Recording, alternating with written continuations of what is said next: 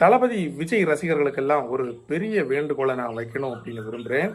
ஏன்னா பல வருடங்களா நாம ஃபேக் நியூஸ்ல அகப்பட்டு எது உண்மையான செய்தி எது பொய்யான செய்தின்னு தெரியாம இருந்து வந்துட்டு இருக்கோம். ஸோ ரீசெண்ட் டேஸ்ல என்ன அப்படின்னா நமக்கு சில கட்சிகள் செய்யற இந்த போலி ஃபேக் நியூஸஸ் நமக்கு கண்டுபிடிக்க முடியுது. எப்படி ஃபேக் நியூஸ் பரப்புறாங்க அப்படின்னு தெரியுது. எது ஃபேக் நியூஸ்ன்னு நமக்கு நல்லாவே தெரியுது. இப்படி இருக்கக்கூடிய ஒரு நேரத்துல தளபதியோட அதாவது தளபதி விஜய் ரசிகர்களே சில ஃபேக் நியூஸை பரப்புறது அது எப்படி எப்படி எக்ஸ்பிளைன் பண்றது தெரியல. அது ரொம்ப வருத்தமாக இருக்கு.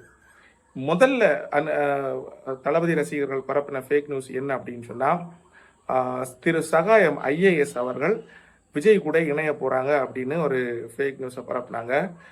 ஆனா கொஞ்ச நாள் கழிச்சு ஒரு பேட்டியில ஒரு டிவி பேட்டியில சகாயம் அவர்கள் அந்த மாதிரி எந்த பேச்சுவார்த்தையும் நடக்கலை அப்படின்னு சொல்லியிருந்தாரு.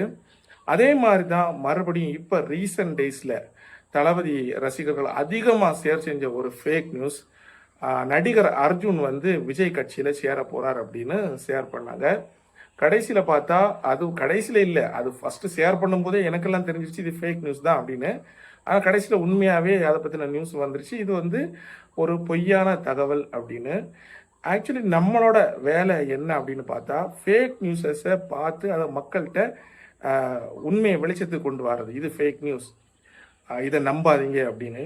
அப்படிப்பட்ட ஒரு இடத்துல இருந்துட்டு மறுபடியும் நாமளும் தொடர்ந்து, அதாவது தளபதி ரசிகர்களாக நம்ம மறுபடியும் ஃபேக் நியூஸை பரப்பணும் அப்படின்னு சொன்னால் மக்களோட நம்பிக்கை 100% பாதிக்கப்படும்.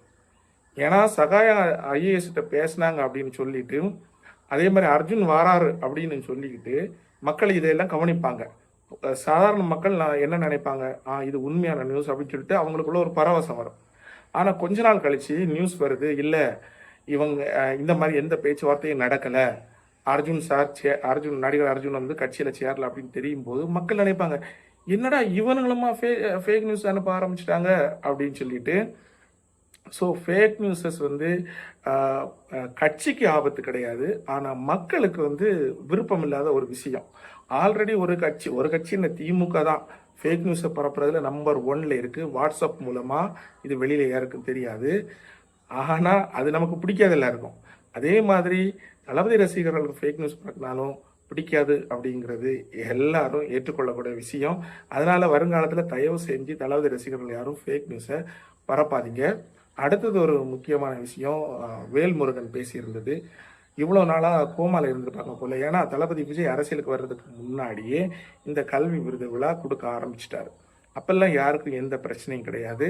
ஆனால் அரசியலில் வந்து இந்த விழாவை நடத்தும் போது இது நிறைய பேர் கண்ணுக்கு உறுத்தலாக இருக்கு.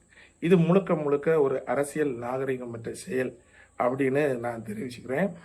இந்த மாதிரிப்பட்ட இந்த எப்படி சொல்லலாம், இவங்க சக்தி மிக்கன்னு சொல்ல முடியாது. இவங்க எக்ஸ்பீரியன்ஸ்ட் அரசியல்வாதிகள் இதை தான் கற்றுக்கிட்டு இருக்காங்க.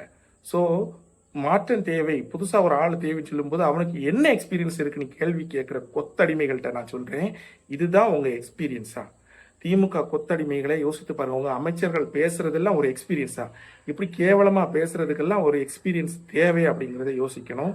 ஸோ தளபதி விஜய் செஞ்சுட்டு இருக்க நற்காரியம் எப்பவும் தொடர்ந்துகிட்டே இருக்கும். ஸோ இந்த மாதிரிப்பட்ட எக்ஸ்பீரியன்ஸ்ன்னு சொல்லிட்டு மக்களுக்குள்ள கலகத்தை ஏற்படுத்துகிற எந்த அரசியல்வாதையும் நம்ப வேண்டாம். அடுத்த 2026 எலெக்ஷன் நிச்சயமாக விஜய் ஜெயிக்க போகிறாரு. புதிய ஆள் தான், இது எக்ஸ்பீரியன்ஸ் இல்லாதவர் தான். ஆனால் அவர்கிட்ட நேர்மை இருக்குது. அந்த நேர்மை அவரை ஜெயிக்க வைக்கும். தேங்க்யூ.